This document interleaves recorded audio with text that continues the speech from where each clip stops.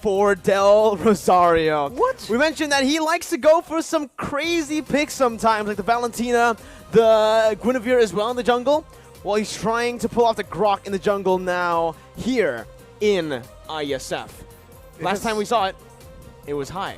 It was high, and it's just a very interesting situation here because earlier in the game number 1, we saw that for Indonesia, they had an assassin, right? And that assassin was critical because in the late fights, you saw that Soriano was just unable to get anywhere safe. He was chased away by the most value out of this incredible series of Indonesia versus Philippines once again as we jump into the land of dawn with Taz starting on the orange buff and Del Rosario doing the same on the opposite side. slow start for both these junglers. They are tankier junglers essentially, so they are going to be playing a lot more for utility. But I guess Taz on the Akai can be a lot more aggressive. And just like that, you can see that the Philippines, they really enjoy using Villaluna to get a lot of information and just be a big nuisance. And you can see the response coming in from the Indonesian players. The Philippines already dictating what the movements are going to be. Both teams, again, just fighting for that mid control that is so prio, so necessary now in this current meta.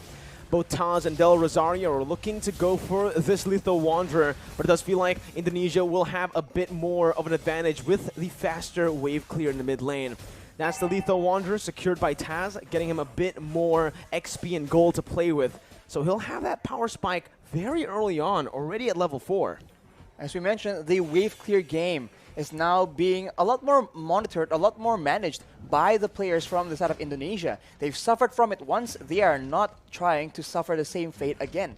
So right now, they're just moving around, and I think before the first turtle spawns, it's going to be relatively slow. But as I say that though, uh-oh, there you go. Ooh. That's the barrier with a wild charge. Psychos now going to be caught. First blood over to Philippines, but look at Taz. He's able to bring the members back in with a heavy spin. Del Rosario going to fall. The jungler for the XP lane, and Dapda will be forced to flicker out of there. Villaluna a bit late on this rotation to match up against the Indonesian mid laners, but it is still just going to be a 1-for-1.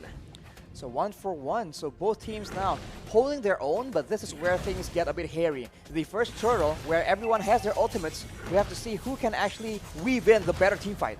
No ultimate for Del Rosario just now. Taz gonna go for it. Will be able to secure the turtle with a brilliant retribution.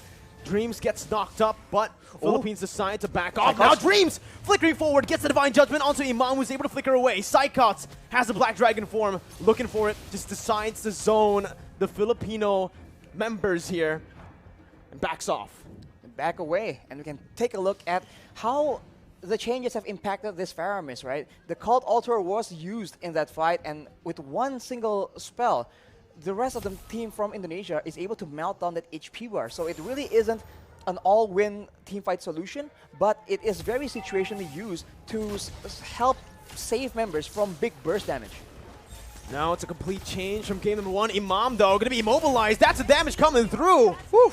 Sniped down by Brands, but the kill will go over to Hijume.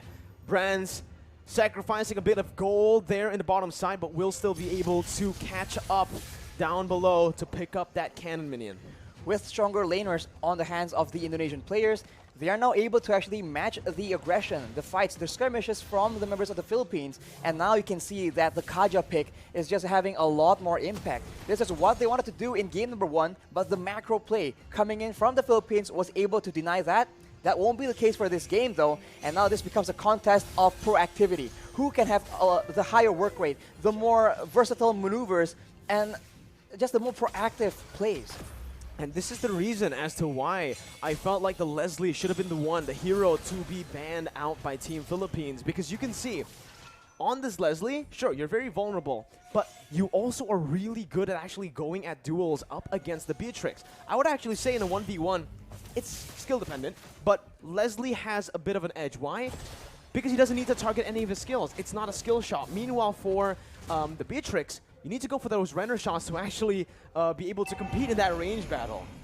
They have to be careful though, because Soriano has the Blade of Despair completed. It will be a big factor in the next fight. The turtle is being pressured for both teams, but it seems like the Indonesians will have a bit of a lead in the control game. Divine Judgment and the Petrify. Imam going to be able to pop the Cult Altar. Taz against 3 members. Still able to secure the turtle. Right now, Psychot jumps in with the Black Dragon form, zoning the backline away. Dapadap gonna be pinned down onto the wall with the heavy spin, and that's Hijume who picks up the killing spree. Everything going well for Indonesia, and everything going wrong for Philippines in the early game of Game 2.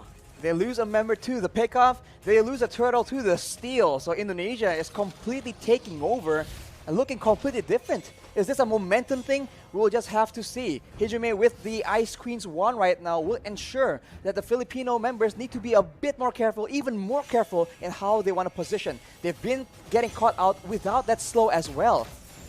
Brands has just been farming up a storm. I really want to take a look at these items, right? It's a good steal by Soriano, but he got full turret gold, clearing waves constantly. He should have more gold than Soriano here with the assist that he got as well. But here in the mid lane, the bottom side river, Del Rosario going to be chained up again, and that's the pin down by the heavy spin. Del Rosario going to fall for the second time in this game. Dreams with another divine judgment over the Imam, as that's an Ibiru's passion dealing no damage over to Taz, who jumps in again. Soriano zoned away, but the damage coming from Brands, shooting him down. Dapadap finally rotating towards that bottom side, but it's a bit too late once again. Team Philippines falling more and more behind as we go and progress into the game. The Philippines are having very much trouble trying to manage distance because they're being slowed an insane amount. At any moment, it starts with the slow, and then it gets followed up with the Divine Judgment, with the heavy spin. So Indonesia's pick-off game is going exactly how they want it to, and right now, they also have the advantage when it comes to range, and also when it comes to that late game. They have that artillery with the real-world manipulation, and they also have the Leslie that can do a lot of true damage, up to 2k in a single hit, and in the late game, Soriano will have a lot of issues trying to get any impact done in the middle of a big team fight. There's so much CC from Team Indonesia. There's a lot of survivability from Philippines, but they need to be able to utilize that crazy engage from the wild charge, and right now, it just doesn't feel like they are going to be able to. Taz there going for the turtle. That's going to be the real world inflation that was popped into for Soriano to flicker out. They baited out the Cold Altar, and they baited out Villaluna into the other side of the wall. Mid lane turret going to be sieged down. Brands looking just to poke the Filipino members, but it's a good disengage by both teams. It's still a small victory for Indonesia with that turtle take. Look at how much movement, how much of a reaction you can see from the Filipino players whenever Psychots is on the map, whenever he makes an appearance. He wasn't even popping the Black Dragon form initially, and everybody was walking backwards in fear of that engage coming through. And when you are so focused like that, you are not looking at Taz with a heavy spin. You are not looking at Dreams waiting for that Divine Judgment. What I want to look at is definitely the items here for Brands, because I wonder how much gold he's actually gone this game. So far, he has been left untouched to free farm. And he's dealing so much damage. That's going to be the flicker over to Divine Judgment as well to find Del Rosario. The true damage does its work. Brands picks up the kill. Dapadap trying to look for a re-engage now, but only taunting Taz. Look at the poke put down by Brands. Dream's going to be in the midst of it all right now, as he is going to be able to dish out some damage to zone the other members away. Dream still there with Psychots from Psychots with a petrified to find Soriano, and the furious dive to get Imam low under the tier 1. Gunned down by Brands. It's a 2-0 trade for Indonesia.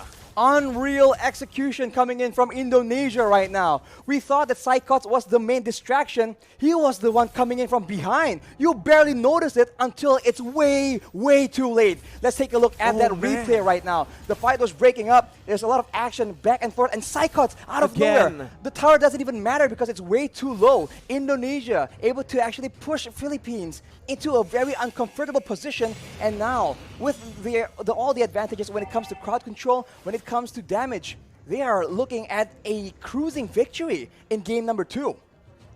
This is insane. Unreal. That's the word you can use for it, right? So much doubt for this Indonesian team after they qualified to represent Indonesia with only a week to prepare right after qualifying. Still able to play super well. And now they're rotating towards that top side. Taz soloing that lure. Del Rosario caught no one there to help him out. Has to use the wild charge defensively and will lose out on a lot of HP. Brand still is able to get out. Has the flicker. They're going to go in for another re-engage here. just some poke down onto the frontliners. And you can see that true damage, Arashi. I really wonder what the items are looking like right now, because the damage is pretty unreal already in 9 minutes for a Leslie. It comes with a true damage, and when you're concerned about the true damage, you can actually feel the burn coming in as well. Look at the items, as you mentioned. The Windtalker, the Endless Battle as well, allows him to get so much more burst damage initially, and after that, the Berserker's Fury allows him to dish out a healthy amount of DPS. On the other hand, you can see the Yve, right? Hijumi with the Glowing Wand. All these tanky members are taking percentage HP damage whenever he's dishing out these spells, and they are absolutely spammable. And the Siege game is dangerous. Luna going to be caught in that real-world manipulation. Imam as well, zoned away.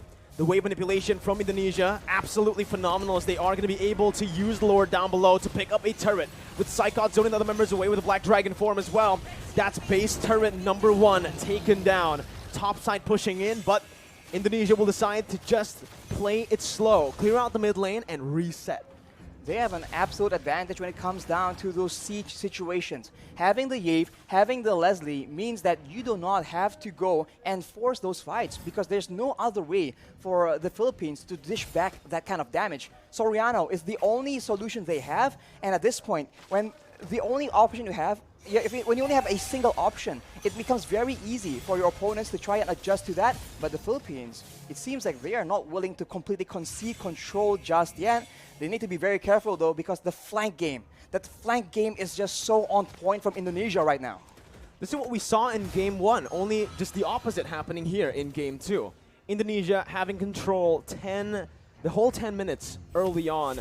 Philippines with a very similar flanking position here to look for something, but it's going to be a concealed play from Indonesia. And oh my god, Dream finds the Divine Judgment onto the best possible target. Soriano's out. Dapadap has to flicker out, but Psychos chases him down with a passive. Dapadap still surviving here. Only one member taken down, but that might just be the member that Indonesia needs to pick up some more base turrets. That high ground control is no longer available for Soriano. Dapadap trying to go in for some damage right there, but it's actually going to be petrified from Imam! He's going to be taken down. The wild charge in desperation. Villaluna in the back has to back off. It's an absolutely insane game and an insane performance from Indonesia as they knock Philippines down.